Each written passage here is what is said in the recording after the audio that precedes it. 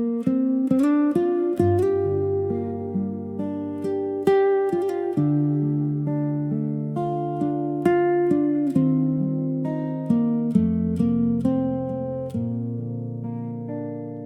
រដូងមួយនេះ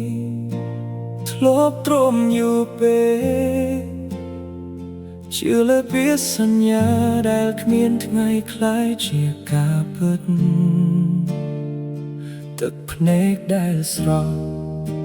គ្មានអ្នកណាឃើញលក្ខការឈឺចាប់ក្រោមស្នាមញញឹមរាល់ថ្ងៃ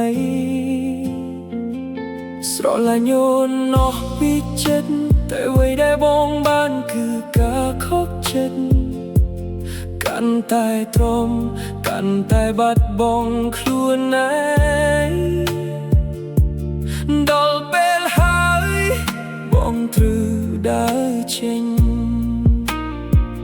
បងធ្លាប់គិតថាការអត់ធ្មត់នឹងផ្លាស់ប្ដូរអ្វី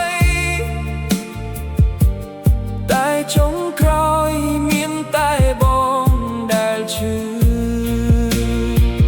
ឈប់ទ្រាំឈឺចាប់ទៀតហើយបងមិនចង់យំព្រោះមនុស្សមិនអាយតម្លៃ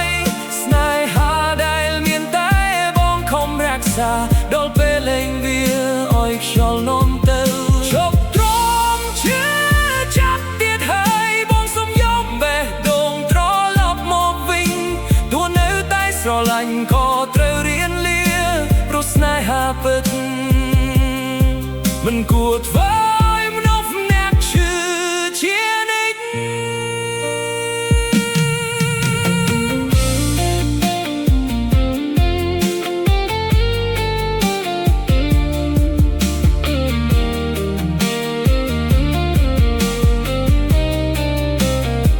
អនុស្សាវរីយ៍នៅតែដើរតាមបងតែបងនឹងមិនរស់នៅជាមួយអតីតកាលទៀតទេ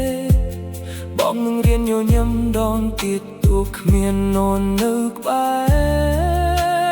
រស្នេហាមិនមែនជាការអង្វរ